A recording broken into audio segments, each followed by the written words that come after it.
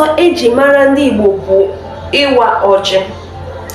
Ndị Igbo bụ ndị a maara nke ọma dịka ndị na-anabata ọbịa nke ọma. We know Igbo people as people that welcome guests, that welcomes visitors well. Like, they don't overlook visitors, and for every visitor that comes, they give the visitor cola. A maara ndị Igbo dịka ndị na-awa ọjị, ndị na-anabata ọbịa.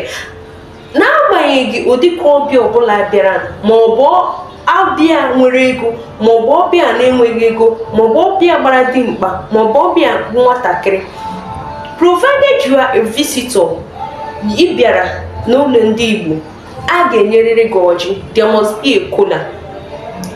Anyị ga-eleba anya na ihe gbasara ịwa ọjị a n'oge ọzọ, mana tupu mgbe ahụ eruo, mata na ndị Igbo nwere ọjị dị iche iche. Enwere ọjị gbara otu ebe, nwee nke gbara ebe abụọ, nwee nke gbara ebe atọ. Otu ahụ o si gba, enwere ihe ọ na-anọchite anya. So when we'll be looking at it, when we will look into it, we will explain better. So marakwa na ịwa ọjị bụ otu omenala ndị Igbo. Omenala ndị Igbo ọzọ anyị maara nke ka na-ererute ugbu a bụ ibi ugwu.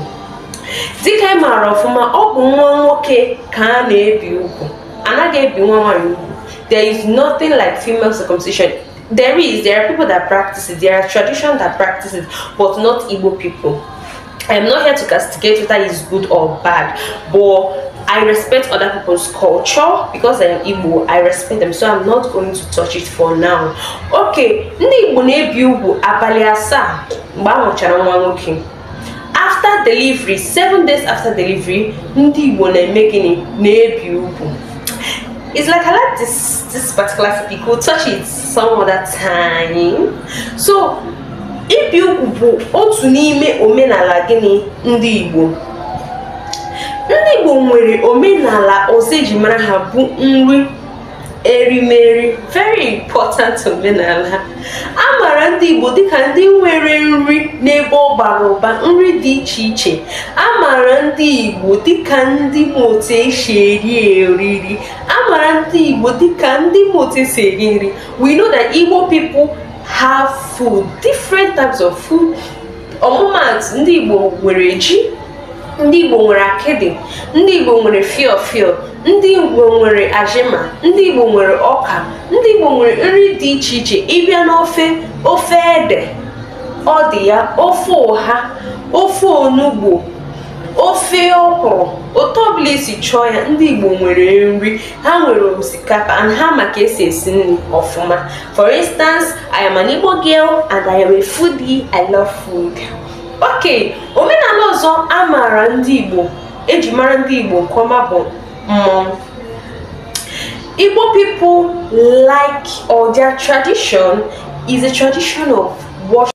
Dịka ndị mba ọzọ nwere mmọnwụ ha na-eji eme ụmụaka obi ụtọ, mmọnwụ ha na-eji akpali obi aṅụrị n'ebe ndị mmadụ nọ. Ọ bụ otu a ka ọ dị n'ala ndị Igbo. Ọ bụghị mmọnwụ niile ndị Igbo nwere bụ mmọnwụ nwere mmụọ na-eso ya ha. No, ọ bụghị mmọnwụ niile.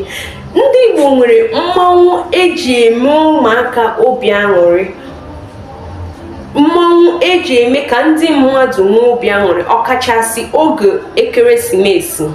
Different types of it. A na-eji anọrị oge, a na-eji eme aṅụrị, a na-eji mmanwụ, oge ụfọdụ mgbe a na-eme mmemme dị iche iche, a na-akpọta mmanwụ a na-abịa gbaa egwu, mee ndị mmadụ aṅụrị, mee ka ụbọchị ahụ dị mma. Ọ bụ otu a ka ndị Igbo nwere ya, otu a ndị mba ọzọ nwere ya, ụfọdụ ndị mba ọzọ nwere, otu akwa ka ndị Igbo si nwee ya. Ọ bụghị mmanwụ niile ndị Igbo nwere bụ nke nwere mmụọ. Enwere mmanwụ ndị nwere mmụọ. It is used for special occasions, special events, mana ọ bụghị ha niile nwere mmụọ. Ọ bụghị ha niile bụ nke eji eme spiritual things and things.